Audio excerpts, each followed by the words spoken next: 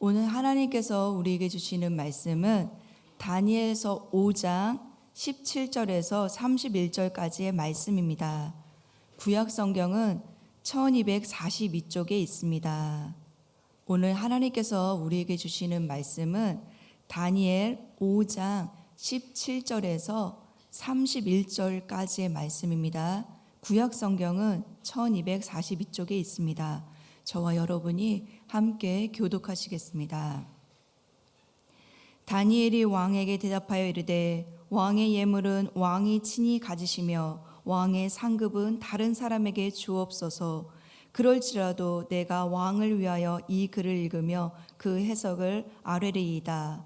왕이여 지극히 높으신 하나님이 왕에 붙인 느부갓네살에게 나라와 큰 권세와 영광과 위엄을 주셨고 그에게 큰 권세를 주셨으므로 백성들과 나라들과 언어가 다른 모든 사람들이 그의 앞에서 떨며 두려워하였으며 그는 임의로 죽이며 임의로 살리며 임의로 높이며 임의로 낮추었더니 그가 마음이 높아지며 뜻이 안악하여 교만을 행하였으므로 그의 왕위가 폐한바되며 그의 영광을 빼앗기고 사람 중에서 쫓겨나서 그의 마음이 들짐승의 마음과 같았고 또 들나귀와 함께 사며 또 소처럼 풀을 먹으며 그의 몸이 하늘 이슬에 젖었으며 지극히 높으신 하나님이 사람 나라를 다스리며 자기의 뜻대로 누구든지 그 나라에 그 자리에 세우시는 줄을 알기에 이르렀나이다.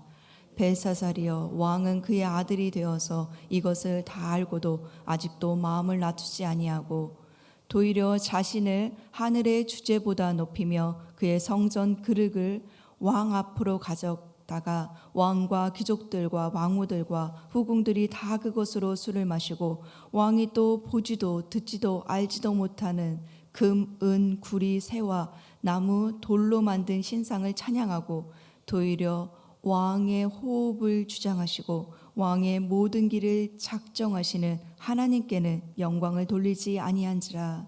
이러므로 그의 앞에서 이 손가락이 나와서 이 글을 기록하였나이다. 기록된 글자는 이것이니 곧 메네 데겔 우바르시니라. 그 글을 해석하건대 메네는 하나님이 이미 왕의 나라의 시대를 세워서 그것을 끝나게 하셨다 하며 데겔은 왕을 저울에 달아보니 부족함이 보였다 하며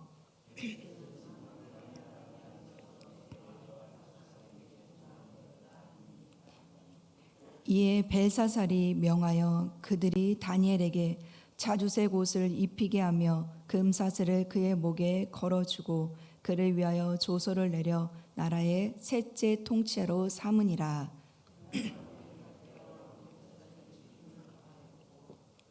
같이 읽겠습니다. 메대 사람 다리오가 나라를 얻었는데 그때 다리오는 62세였더라. 아멘. 새벽기도에 오신 여러분을 환영하고 축복합니다. 점점 날씨가 추워지는데요. 이 환절기에 토요일 대면과 또 온라인으로 새벽 예배 드리시는 모든 분들에게 하나님께서 건강을 지켜주시기를 간절히 기도하겠습니다. 아멘. 반면교사라는 말이 있습니다. 반면교사라는 말은요, 다른 사람의 잘못된 일과 실패를 거울 삼아 나의 가르침으로 삼는 것을 말합니다. 그러니까 다른 사람의 잘못된 일과 실패를 보면서 나는 그러면 안 된다라는 교훈을 받고 같은 실수를 하지 않는 것이 목적입니다. 특히 가까운 사람의 잘못된 행동을 본 사람이라면 동일한 실수와 잘못된 일을 하지 않는 것이 그를 반면교사로 삼는 것이라고 할 수 있습니다. 오늘 본문에 나오는 벨사살 왕의 이야기는요, 우리에게 반면교사의 모습을 보여줍니다. 첫째, 하나님의 저울 위에서 달아본 벨사살은요, 교만했습니다. 벨사살은요, 메대와 페르시아의 군대가 바벨론 성을 공격해 오고 있다는 것을 알면서도 오히려 성 안에서요, 큰 잔치를 벌였습니다. 즉 메대와 페르시아의 군대의 그 포위 속에서 바벨론은요 난공불락의 성입니다. 그러니까 그 난공불락의 성을 믿고요 그곳에서 전쟁 중임에도 불구하고 잔치를 벌였다는 것입니다. 그날 잔치에는요 1000명의 바벨론 귀족들이 왕궁에 초대받았고 벨사살 왕은 그들을 위한 술잔으로 예루살렘 성전에서 빼앗아온 하나님의 그릇들로요 사용해서 술을 마셨습니다.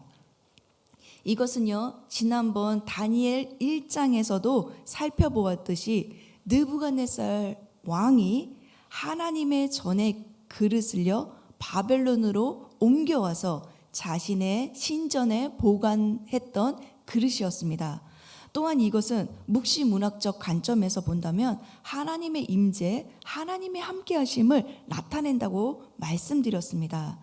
그래서 벨사살이 연회에서 예루살렘 성전의 그릇으로 술을 마셨다는 것은 자신의 신이 더 위대하며 포로들이 믿는 이스라엘 하나님은 하찮은 신으로 조롱하고 무시를 하는 결과입니다.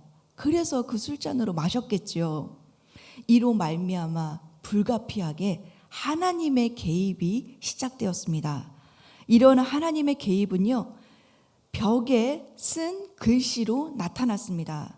이것이 하나님의 개입이라면 이 해석 또한 하나님의 사람만이 할 수 있습니다. 그래서 다니엘이 이 벽에 쓴 글씨를 해석하기 위해 이 자리에 불려왔던 것입니다. 이제 다니엘은요 하나님의 예언자로의 모습을 가지고 그들 앞에 섰습니다.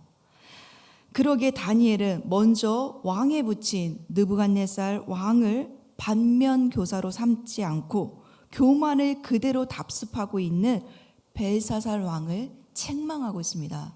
이처럼 다니엘은요 당당하게 예언자의 모습으로 서고 있습니다. 본문 20절의 말씀입니다. 우리 함께 읽어보시겠습니다. 시작. 그가 마음이 높아지며 뜻이 완악하여 교만을 행함으로 그의 왕위가 폐한바되며 그의 영광을 빼앗기고. 20절에 나오는 내용은요 4장에 나오는 느부갓네살 왕의 일입니다. 느부갓네살은 교만하여 왕위를 빼앗긴 적이 있었습니다. 그는 교만으로 인해 사람 중에서 쫓겨나 들짐승처럼 지낸 적이 있었습니다. 이처럼 하나님은 교만한 느부갓네살 왕을 심판해서요 왕자의 자리에서 끌어내리시고 그가 짐승들처럼 생활하도록 만드신 것입니다. 근데 그가 다시 왕권을 회복한 때가 언제인지 아십니까? 21절에 지극히 높으신 하나님이 사람 나라를 다스리며 하나님 뜻대로 왕권을 세우신다는 것을 그가 깨달았을 때 다시 하나님께서 그에게 총명을 주시고 왕권을 회복하셨습니다. 그러니까 느부갓네살이 하나님의 주권을 인정할 때 하나님은요 그의 왕위를 회복하셨던 것입니다. 벨사살은 이 모든 사실을 알고 있었습니다. 그러기에 벨사살은요 느부갓네살 행위를 보고 반면 교사로 삼고 동일한 실수를 하지 말았어야 됩니다. 그런데 22절을 보십시오. 22절에 보면 그는 그의 아들이 되어서 이것을 다 알고도 아직도 마음을 낮추지 아니하고 교만했습니다. 동일했다는 거죠. 그의 교만은요 보지도 듣지도 알지도 못하는 신들을 찬양하며 하나님을 조롱하고 무시했습니다. 본문 23절의 말씀입니다. 우리 함께 읽어보시겠습니다. 시작. 도리어 자신을 하늘의 주제보다 높이며 그의 성전 그릇을 왕 앞으로 가져다가 왕과 귀족들과 왕후들과 후궁들이 다 그것으로 술을 마시고 왕이 또 보지도 듣지도 알지도 못하는 금, 은, 구리, 새와 나무, 돌로 만든 신상들을 찬양하고 도리어 왕의 호흡을 주장하시고 왕의 모든 길을 작정하시는 하나님께는 영광을 돌리지 아니한지라. 아멘. 이처럼 벨사살은요 하나님보다 자신을 더 높였습니다. 그리고 왕의 호흡을 주장하시고 왕의 모든 길을 작정하시는 하나님을 인정하지 않았어요. 그래서 벨사살의 교만으로 하나님의 진노가 임했다고 말하고 있는 것입니다.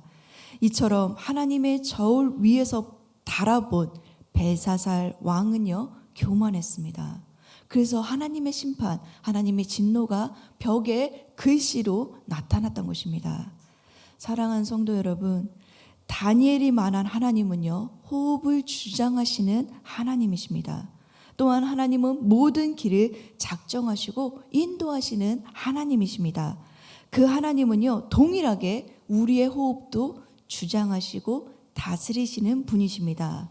또한 우리의 모든 길을 작정하시고 인도하시는 하나님이세요. 그러기에 우리는 겸손히 하나님만 의지해야 합니다.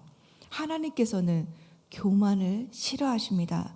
우리의 혼자 힘으로 힘겹게 우리의 인생을 끌고 가려 하지 말고 이 수고하고 무거운 짐을 하나님께 맡기고 하나님께 의존하고 하나님과 의논하며 하나님의 도움을 구하기를 하나님은 원하고 계세요.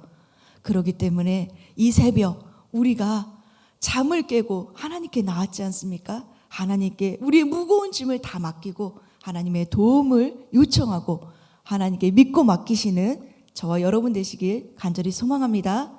아멘. 둘째, 하나님의 저울에서 본 벨사살의 행위는요, 부족했습니다. 이제 다니엘은 마침내 벽에 쓴 글씨를 읽고 해석해 줍니다. 25절에 벽에 쓴 글씨는 메네 메네 데겔 우바르신이었습니다.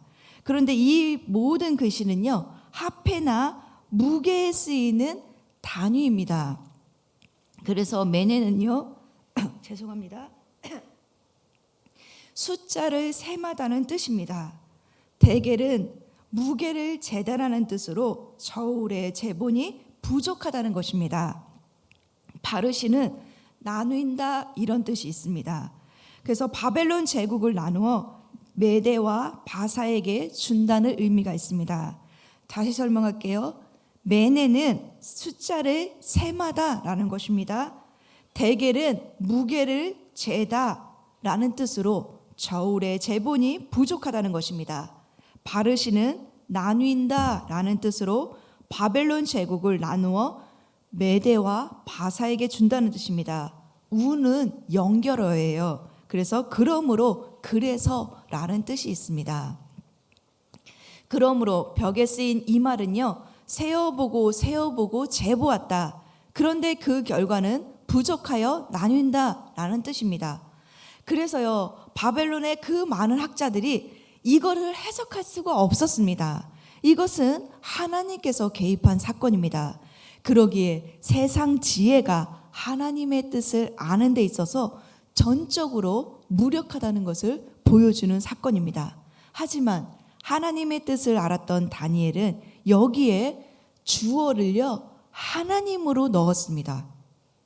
그래서 이 단어를요, 하나님이 개입한 사건, 하나님의 뜻으로 해석해서 주어를 하나님으로 두고 해석했습니다.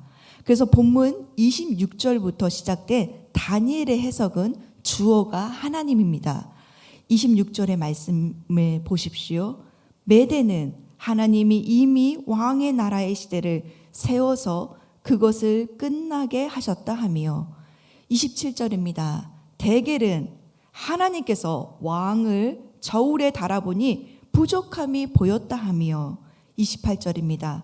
베레스는 하나님께서 왕의 나라가 나뉘어서 메대와 바사 사람에게 준바되었다 함이니라 라고 해석했습니다. 다 주어가 하나님이에요. 그냥 글자를 이렇게 널려놨을 때는 무슨 말인지 모릅니다. 여러분, 저기도 이렇게 벽에 글씨가 있지 않습니까? 모르죠. 영어로 써 있습니다. 우리도 영어를 모르면 모르는 거예요. 그것처럼 하나님의 뜻을 아는 사람만이 이 글자를 해석할 수 있었다는 것입니다. 이처럼 다니엘은요, 손가락이 쓴 글씨는 하나님께서 벨사살에 대한 심판으로 왕의 부족함을 말한 것으로 해석한 것입니다. 그래서 하나님의 저울 위에서 본 벨사살의 행위는요, 부족했고 이것은 하나님의 심판입니다. 하나님의 저울 위에서 내려진 벨사살의 행위에 대한 평가는 하나님의 심판으로 이렇게 나타났다는 것입니다. 그리고 이것은 하나님께서 역사를 결정하시고 이끌어 가시는 그 암시적인 뜻이 있는 것입니다. 이처럼 하나님은요, 인간 역사에 개입하십니다. 그런데 하나님의 심판의 말을 들은 벨사살은 약속대로 다니엘에게 자주색 옷을 입혀주며 금사슬을 그의 목에 걸어주고 그를 위하여 조서를 내리고 나라의 셋째 통치자로 세웠습니다. 그가 다니엘을요, 나라의 셋째 통치자로 삼은 이유는 자신이 나라의 2인자이기 때문에 그렇습니다. 나라의 첫 번째 1인자는 아버지 나보니두스예요.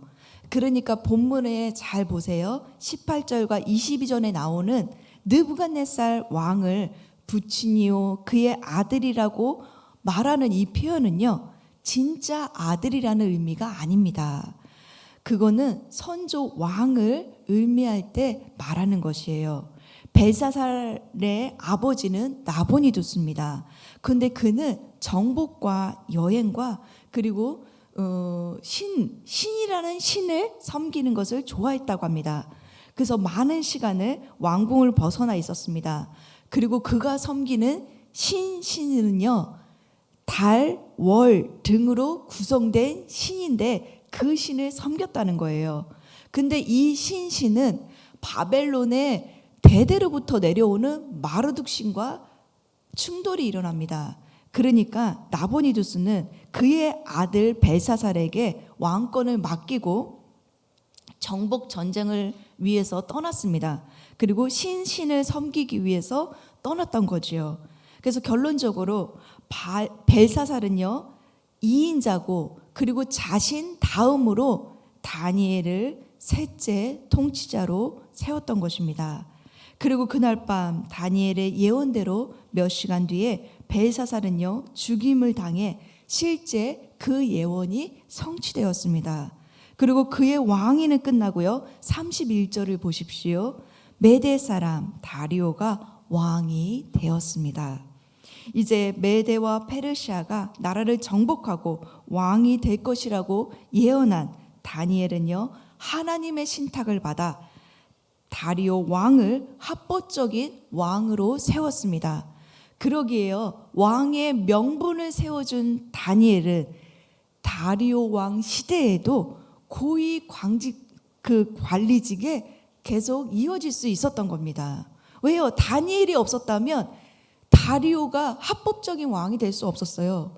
이 글씨를 해석하지 않았다면 이 예언이 성취되지 않았거든요. 그렇기 때문에 다리오 왕은요, 다니엘을 계속 쓰는 것입니다. 사랑하는 성도 여러분, 목숨을 걸고 하나님의 심판 메시지를 전한 다니엘은요, 하나님께서 보호하셨습니다. 하지만 교만했던, 모든 권력을 갖고 있었어요. 모든 것을 다 가진 줄 알았어요. 재산도 있었습니다. 권력도 있었습니다. 하지만 교만했던 벨사살 왕에게는 꿈이나 사자를 통해 하나님께서요, 직접 또 개입하셔서요, 벽에 글씨를 써서 하나님의 심판을 선포하셨습니다. 그리고 바벨론과 함께 벨사살은 멸망을 당했습니다. 즉 왕의 호흡을 주장하시고 왕의 모든 것을 작정하시는 하나님께서는요, 교만한 벨사살 왕을 하루아침에 끝내셨습니다. 그리고 하나님의 능력으로 바벨론의 주인을요, 바꾸셨어요. 바벨론의 주인을 바꾸신 하나님은 역사의 수레바퀴를 돌리시고 지금도 그 역사를 주관하시고 다스리시는 하나님이십니다. 그리고 인간 역사에 개입하시는 하나님이세요. 하나님은요, 우리 삶에도, 우리 삶의 역사에도 개입하시는 분이십니다. 그분은 어제나 오늘이나 언제나 동일하신 분이십니다. 그래서 우리의 포로된 마음, 상한 마음, 상처된 마음을 아시고 우리로 하나님께서는 진리로 자유케 하시는 분이십니다. 또 진리로 우리를 회복시키는 분이세요. 우리 삶을 역전시킬 수 있는 능력의 하나님이십니다. 왜? 모든 역사를요 하나님이 주관하고 계시기 때문에 그렇습니다. 여러분, 누구를 믿으시겠습니까? 누구를 의지하겠습니까? 여전히 세상에 속고 여전히 세상 가운데 의지해서 그렇게 힘들게 사시겠습니까? 하나님이 모든 것을 주관하시고 하나님이 이미 살아서 우리를 도우실 수 있습니다. 그분을 의지해야 됩니다. 또한 하나님의 저울 앞에서 심판받았던 벨사살 왕은요, 하나님의 저울을 인식하지 못했던 것 같습니다. 근데요, 히브리서 9장 27절 말씀에도 하나님은 동일하게 말씀하고 있습니다. 한 번 죽은 것은 사람에게 정한 것이요 그 후에 심판이 있으리라. 우리에게도 동일하게 하나님의 저울이 있어요. 하나님의 심판이 있습니다. 그러게요, 하나님의 저울에 그 하나님의 심판에 설 날을 우리는요 깨어서 준비해야 됩니다. 우리 행위가 하나님의 저울에 부족함이 없도록 우리도 깨어 있어야 돼요. 그래서 예수님은요 마태복음 25장에 달란트 비유를 통해서 말씀하셨습니다. 마태복음 25장 19절에 보면 오랜 후에 그 종들의 주인이 돌아와 그들과 결산할세라고 말씀하고 있습니다. 우리에게도요 결산할 날이 옵니다. 우리에게도 세어보고 달아보고 재어보는 날이 옵니다. 그 심판의 근거는 우리가 하나님의 뜻대로 말씀에 순종하여 믿음으로 살아낸 그 행위의 결과일 것입니다. 그래서요 우리에게 주어진 이 모든 것이 하나님의 주권이고 하나님의 주신 은혜임을 기억하고 우리는요 하나님을 의지하고 하나님께 영광을 돌려야 합니다.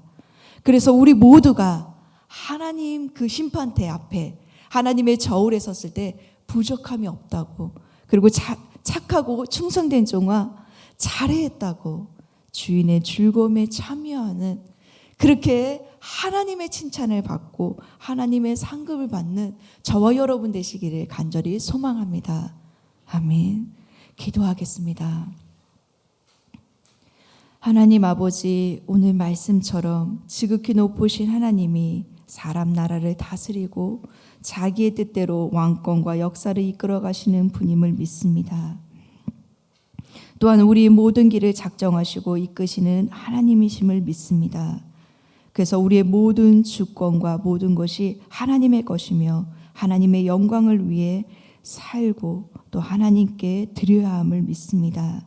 하나님, 우리가 하나님의 저울 앞에 설 때 우리 행위가 하나님 보시기에 부족함이 없도록 하나님을 더 사랑하고 하나님께서 주어주신 저희의 생명과 또 시간이 있을 때 하나님께 더 예배하며 또 하나님을 잘 섬기고 이웃을 잘 섬길 수 있는 사랑의 삶을 살 수 있도록 우리에게 믿음을 더하여 주십시오. 감사하고 예수님의 이름으로 기도드렸습니다. 아멘.